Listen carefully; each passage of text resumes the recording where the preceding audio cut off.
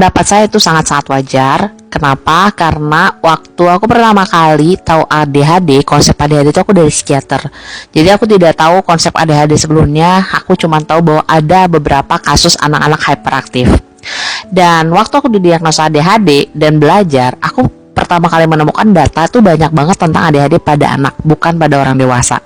Jadi at that moment kayak, oh ya seriusan gitu. Yang kedua itu adalah ketika aku menemukan buku The ADHD Explain of ADHD kalau nggak salah, oleh Profesor Edward, dan beliau adalah salah satu penulis buku yang ngebahas banget adult ADHD. Di buku halaman-halaman pertama dia dengan jelas menekankan bahwa sampai hari ini itu nggak banyak yang menyatakan adanya adult ADHD, ADHD pada orang dewasa. Konteksnya dia ada di negara maju ya, bukan di negara berkembang, tapi negara-negara maju.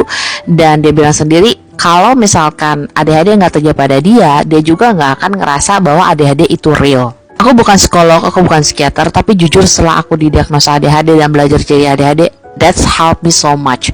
Bukan jadi excuse, tapi buat aku jadi tahu setiap hal yang aku bisa kerjain dan aku nggak kerjain, aku mencari cara the way-nya aku.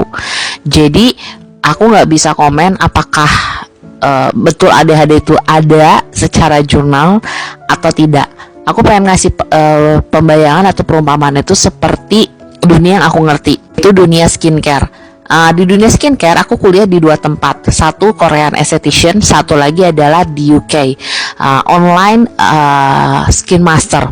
Nah, dua-duanya itu mengusung skincare, tapi dua-duanya itu banyak banget pro dan kontra, dan dia tuh punya reasonnya kenapa yang satu pro kesini dan yang satu pro kesana. Nggak bisa dibilang bahwa ini pasti salah atau itu pasti benar, tapi dua metode ini banyak kali aku bantu dan memang disesuaikan kepada pribadi. Kalau orang ada yang tanya, apa kamu yakin bahwa ADHD adult itu memang ada secara psikologi? Aku bakalan jawab yes, karena I feel help better dan ketolong. Tapi apakah kalau orang yang menyatakan bahwa tidak ada pada ADHD itu salah?